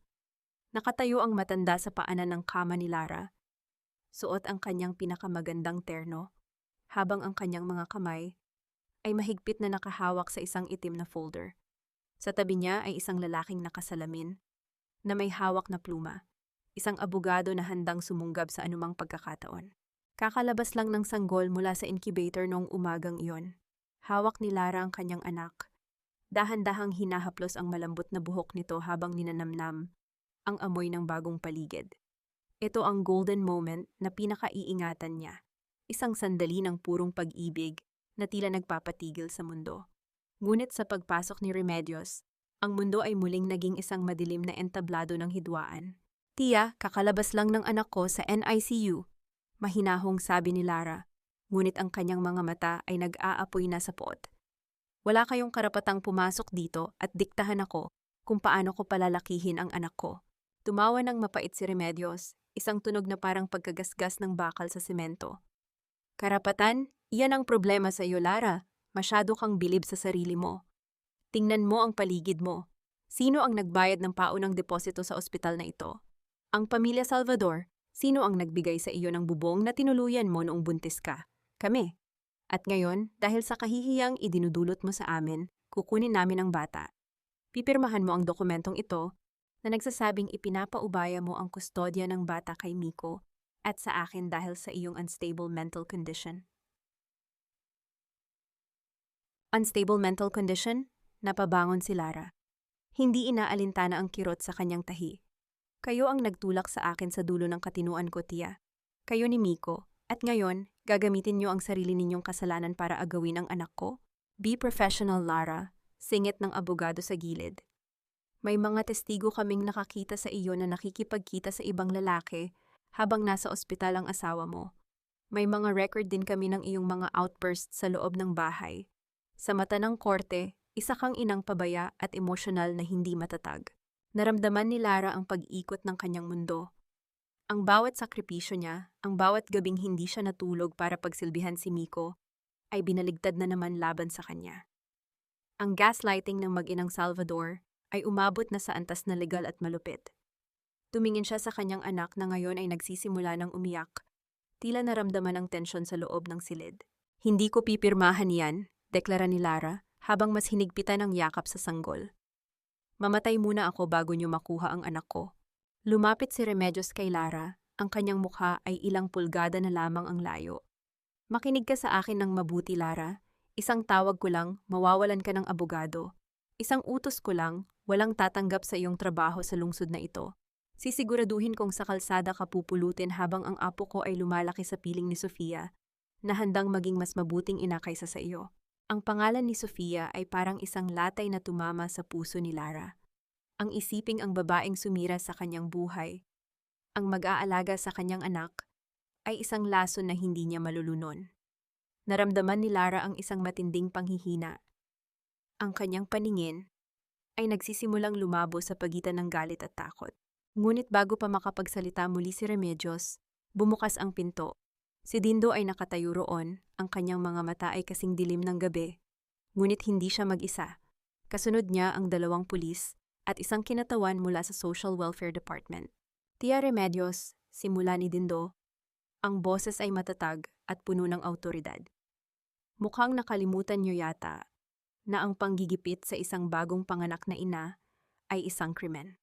At ang tungkol sa kustodya, mayroon akong dalang ebidensya na si Miko Salvador ay hindi karapat-dapat na ama dahil sa kanyang kasalukuyang kaso ng pagnanakaw at ugnayan sa illegal na transaksyon. Namutla ang abogado sa tabi ni Remedios.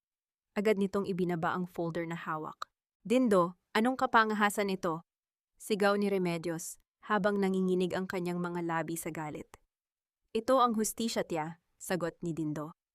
At tungkol naman kay Sofia, baka gusto niyong malaman na habang nandito kayo at ginigipit si Lara, si Sofia ay kasalukuyang nag-iimpake ng gamit niya para sumama sa ibang lalaki, bitbit ang lahat ng alahas na ninakaw ni Miko mula sa inyo. Isang katahimikan ang bumalot sa silid, maliban sa mahinang iyak ng sanggol ni Lara. Ang mukha ni Remedios ay nag-iba ng kulay, mula sa pula ng galit patungo sa puti ng sindak. Ang kuta na itinayo niya sa ibabaw ng pera at takot ay dahan-dahang gumuho sa isang iglap. Lumingon si Dindo kay Lara at tumango ng bahagya. Isang mensahe ng katiyakan. Ligtas ka na, Lara, hindi ka na nila masasaktan. Ngunit sa gitna ng pag-alis ni na Remedios at ng abogado, isang nurse ang nagmamadaling pumasok sa silid, ang kanyang mukha ay puno ng takot. Mrs. Salvador, si Mr. Miko po, tumakas sa custody ng mga guard sa baba. Nakita siyang tumatakbo patungo sa parking lot dala ang isang bote ng gasolina at nagsisigaw na susunugin niya ang lahat. Nanlaki ang mga mata ni Lara. Ang kanyang puso ay tumibok ng marahas sa kanyang dibdib. Ang sugatang hayop na si Miko ay nawala na sa katinuan at ang kanyang huling pag-atake ay maaaring maging mitya ng isang mas malaking trahedya. Kung hindi ako magiging masaya, Lara, sisiguraduhin kong wala ring matitira sa iyo. Susunugin ko ang lahat, ang bahay, ang pera, pati ang dangal na ipinagmamalaki mo. Ang boses ni Miko ay hindi na boses ng lalaking minahal ni Lara. Ito ay boses ng isang hayop na nasugatan at wala na sa katinuan. Mula sa bintana ng silid sa ospital, tanaw ni Lara ang kaguluhan sa parking lot sa ibaba. Naroon si Miko, gulo-gulo ang buhok, nanlilisik ang mga mata, at may hawak na bote na may lamang gasolina. Ang amoy ng panganib ay tila pumasok sa loob ng silid, humahalo sa amoy ng alcohol at gamot. Sa loob ng kanyang mga bisig, mahigpit na yakap ni Lara si Gabriel. Ang init ng katawan ng sanggol ay ang tanging bagay na nagpapanatili sa kanya sa realidad, habang ang paligid ay tila naglalaho sa takot. Kagagaling lang ng bata sa bingit ng kamatayan, at ngayon, ang sariling ama nito ang nagbabanta na tapusin ang lahat. Isang matinding pait ang gumapang sa lalamunan ni Lara. Ang irony ng buhay ay tila isang lason na dahan-dahang pumapatay sa kanyang pag-asa. Dindo, ang bata. Ilayo mo ang bata rito, pabulong na pagsamo ni Lara. Ang kanyang mga binti ay tila naging jelly, hindi na kayang suportahan ang kanyang bigat. Napasandal siya sa pader, dahan-dahang dumausdos pababa, habang ang kanyang puso ay tumitibok ng marahas, tila gustong kumawala sa kanyang dibdib. Huwag kang bibitaw, Lara. Narito ako. Hindi ko hahayaang saktan niya kayo, tugon ni Dindo. Ang kanyang boses ay matatag, ngunit nakita ni Lara ang panginginig ng kanyang mga kamao. Mabilis na nilock ni Dindo ang pinto at hinarangan ito ng isang mabigat na cabinet. Attorney Santos, tumawag ka na ba ng backup? Kailangang mapigilan si Miko bago siya makapasok sa gusaling ito. Sa labas, muling sumigaw si Miko. Ang kanyang boses ay puno ng desperasyon. Niloloko lang ako ni Sofia, ninakawan niya ako, ang manager ng bangko. Sila ang magkasabwat. Ang perang para sa atin, Lara, kinuha nila lahat. Wala na akong pera, wala na akong trabaho, wala na akong kahit ano. Ang katotohanan ay sa wakas ay lumabas din sa pinakamapait na paraan. Ang pagnanakaw ni Miko sa kumpanya ay hindi para sa kinabukasan ng kanyang bagong pamilya. kundi naging mitya ng kanyang sariling pagkawasak. Sa kamay ng babaeng akala niya ay mas hihigit kay Lara. Si Sofia, ang anghel na ipinalit niya sa kanyang tapat na asawa, ay isa palang dalubhasang mandaraya na ginamit lang siya bilang tulay para sa mas malaking halaga. Naramdaman ni Lara ang isang kakaibang pakiramdam, hindi tuwa, hindi rin awa. Ito ay ang pakiramdam ng isang taong nakapanood, ng isang gusaling gumuho dahil sa sarili nitong marupok na pundasyon. Ang bawat sentimong ninakaw ni Miko, ang bawat gabing itinulog niya sa bisig ni Sofia, ay nagbunga ng isang hungkag na kinabukasan. Lara, buksan mo ang pinto, magmakaawa ka sa akin. Sabihin mong kailangan mo ako. Sigaw ni Miko habang hinahampas ang pinto ng silid. Ang tunog ng marahas na pagkatok ay tila bawat tibok ng takot sa isipan ni Lara. Patawarin mo ako, Lara. Tayo na lang ulit. Iwanan ko na sila. Babalik ako sa'yo. Napapikit si Lara ng mariin. Ang patawad ni Miko ay hindi galing sa pagsisisi, kundi galing sa kawalan. Hihingi lamang siya ng saklolo kapag wala na siyang ibang malapitan. Ito ang huling yugto ng kanyang gaslighting.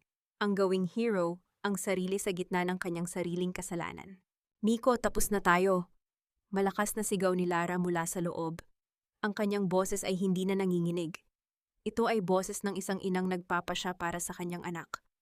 Ang perang ninakaw mo, ang pamilyang sinira mo, ikaw ang gumawa niyan. Hindi mo na kami makukuha muli. Hindi kailanman. Isang sandali ng nakabibinging katahimikan, ang namayani sa pasilyo. Pagkatapos narinig ni Lara ang tunog ng isang lighter, ang maliit at matalas na tunog ng pag-click ng bakal. Ang amoy ng gasolina ay lalong tumapang. Kung ganoon, magkasama-sama na tayong lahat sa impyerno, bulong ni Miko na narinig ni Lara mula sa kabilang panig ng pinto.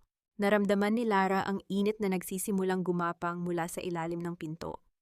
Ang usok, maitim at mabagal, ay dahan-dahang pumasok sa silid.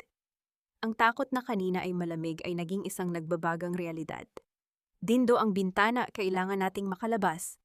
Sigaw ni Lara habang tinatakpan ng basang tela ang ilong ng kanyang anak. Sa gitna ng usok at init, isang tanong ang naiwan sa isip ni Lara. Habang tinitingnan ang dahan-dahang paglamon ng apoy sa pintuan, ito na ba ang kabayaran ng lahat? Maari bang magkaroon ng bagong simula kung ang nakaraan ay kailangan munang maging abo?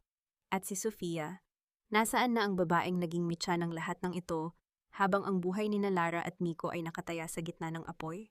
Lara, lumabas ka riyan. Isama mo ang anak mo. Kung hindi tayo magiging pamilya sa mundong ito, doon na lang tayo sa kabilang buhay magkakasama. Ang boses ni Miko ay humahalo sa hagupit ng init na nagmumula sa pintuan. Ang bawat salita niya ay punong-puno ng desperasyon, parang isang sirang plaka na pilit inuulit ang isang maling kanta. Sa loob ng silid, ang usok ay dahan-dahan nang bumababa mula sa kisame. Tila isang madilim na kumot na gustong sumakal sa bawat nilalang na naroroon. Naramdaman ni Lara ang matinding hapdi sa kanyang mga mata, at ang bawat hininga niya ay parang paglunok ng nagbabagang bakal.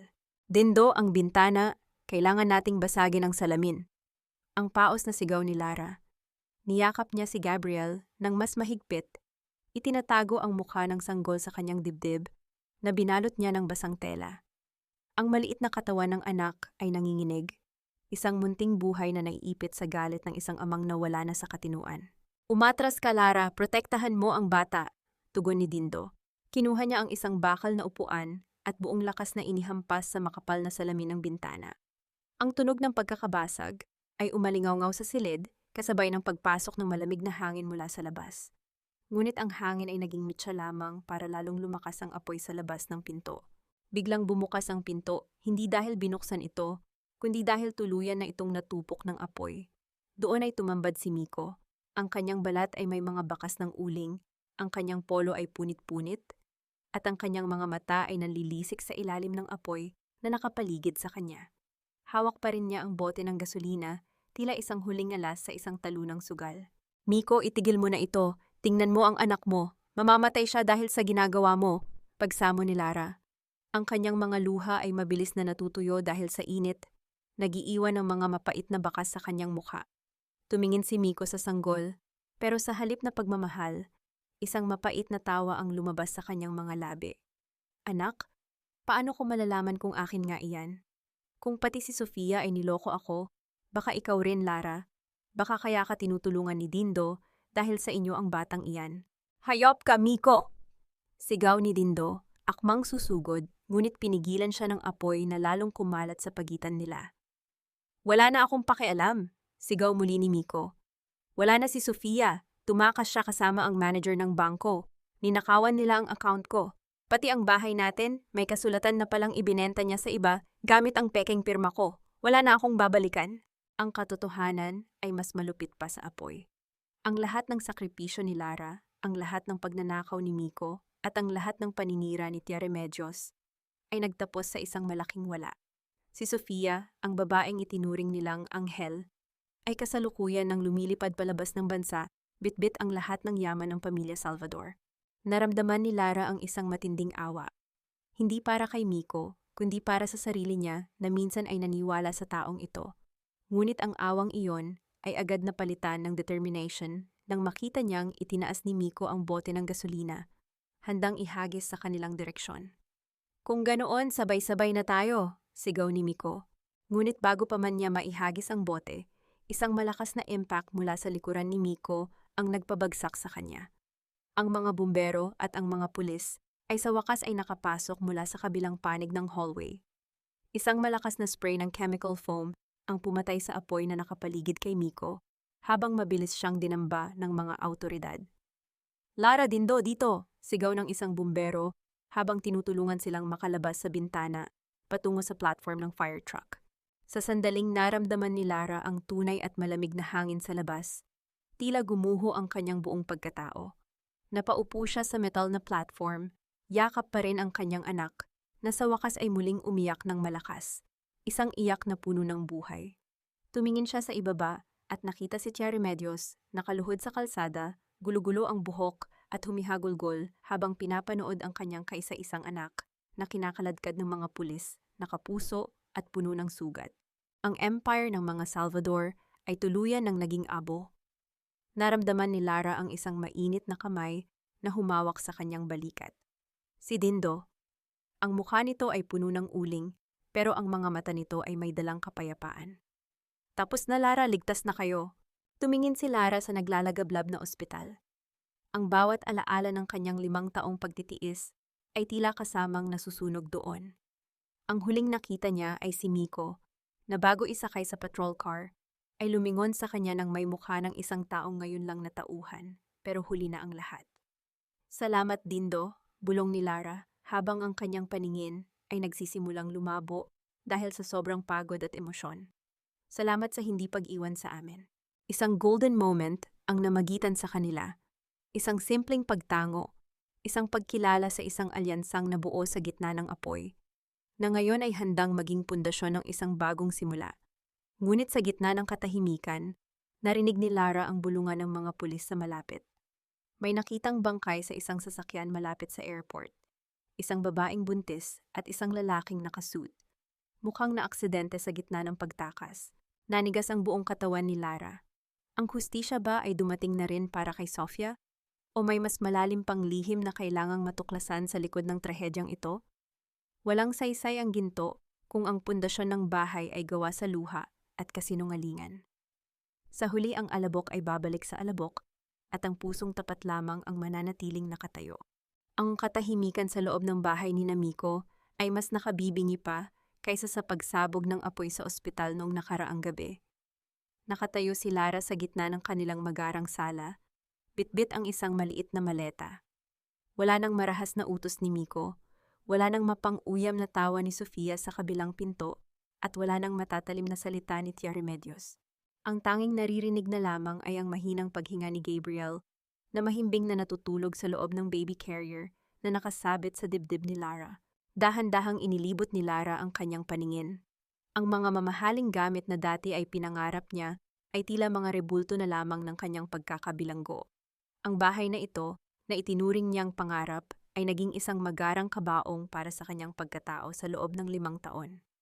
Ngunit ngayon, ang bawat hakbang niya patungo sa pinto ay parang pagtanggal ng isang mabigat na tanikala. Aalis ka na ba talaga, Lara? Ang boses ni Tia Remedios ay nanggaling sa madilim na sulok ng kusina. Lumabas ang matanda, Hindi na ang maringal na donya na nakilala ni Lara. Ang kanyang buhok ay gulo-gulo, ang kanyang mga mata ay mugto, at ang kanyang mga kamay ay nanginginig habang nakahawak sa isang basong tubig. Nawala na ang kinang ng pamilya Salvador. Ang tanging natira ay ang anino ng isang inang nawalan ng lahat dahil sa sobrang pagpapalayaw sa isang anak na lulong sa kasamaan. Tapos na ang tungkulin ko rito, tiya, mahinahong sagot ni Lara. Nakuha na ni Miko ang hustisyang hinihingi ng kanyang mga gawa. At si Sofia, mukhang ang langit na ang humatol sa kanya. Paano na ako? Paano na ang bahay na ito? Ibebenta ito ng bangko dahil sa mga utang ni Miko. Humahagulhol na sabi ni Remedios, dahan-dahang lumalapit at akmang hahawak sa laylayan ng damit ni Lara. Huwag mo kaming iwan, Lara. Ikaw na lang ang natitira naming pag-asa. Patawarin mo kami. Tumingin si Lara sa kanyang biyenan nang may halong awa, pero wala nang bahid ng panghihinayang. Ang patawad ay ibinigay ko na para sa katahimikan ng kaluluwa ko, tiya. Pero ang pananatili, ibang usapan na iyon. Hindi ko pwedeng palakihin ang anak ko sa isang bahay na puno ng multo ng nakaraan.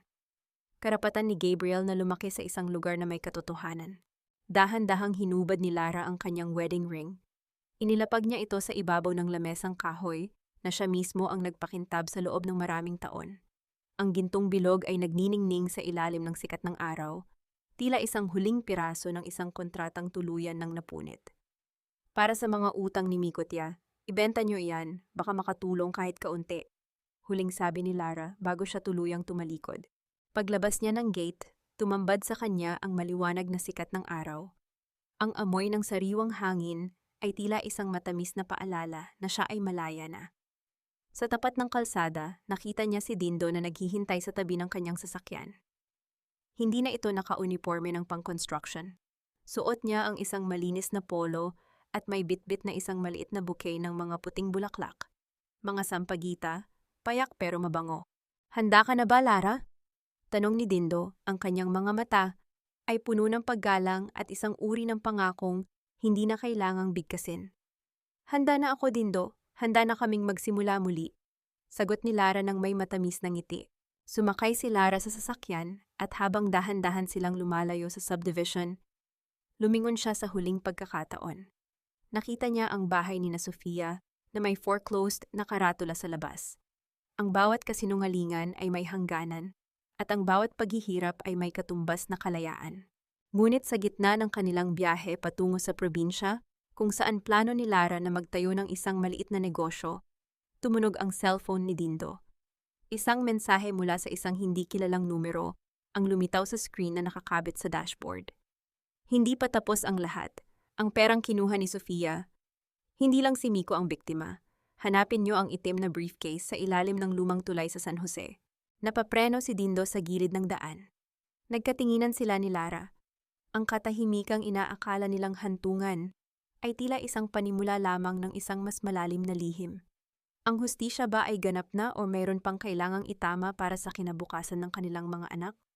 Minsan, kailangang matupok ng apoy ang lahat para lamang makita natin kung ano ang tunay na ginto sa ating buhay. Ang abo ay hindi dulo, kundi pataba para sa isang bagong pag-usbong. Ang hangin sa ilalim ng tulay ng San Jose ay amoy lumot at kalawang, isang malaking kaibahan sa marangyang subdivision na iniwan ni Lara. Nakatayo siya sa tabi ng sasakyan ni Dindo, yakap-yakap si Gabriel na mahimbing na natutulog, habang pinapanood ang lalaki na bumababa sa madilim at madulas na bahagi ng semento. Ang misteryosong mensahe tungkol sa itim na briefcase ay tila isang huling hininga ng nakaraan na kailangang harapin bago sila tuluyang lumayo. Dindo, mag-iingat ka, pabulong na paalala ni Lara. Ang kanyang puso ay tumitibok ng may halong kaba. Hindi na siya natatakot para sa sarili, kundi para sa katahimikang pangarap niya para sa kanyang anak. Matapos ang ilang minuto, umahon si Dindo bitbit ang isang itim na leather briefcase na bahagyang nabasa ng ambon. Pagbalik sa loob ng sasakyan, dahan-dahan nila itong binuksan. Hindi lang ito naglalaman ng pera.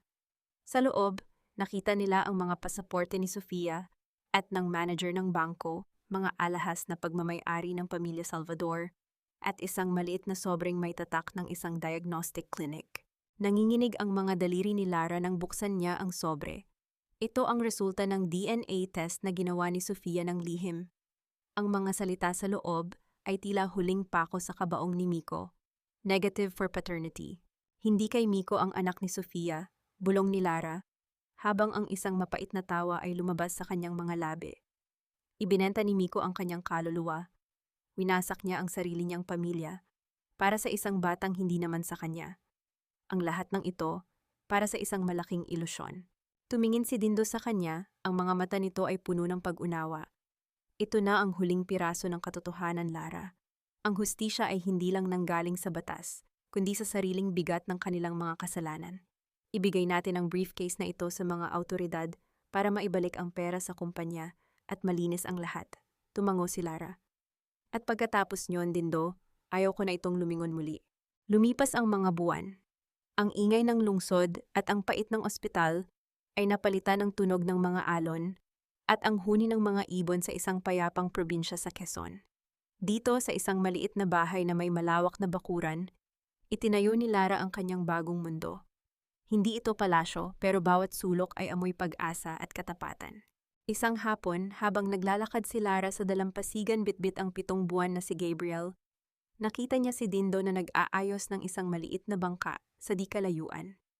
Ang slow burn na samahan nila ay dahan-dahang nagbubunga ng isang uri ng pag-ibig na hindi kailangang madaliin. Isang pag-ibig na binuo sa pagrespeto at parehong sugat.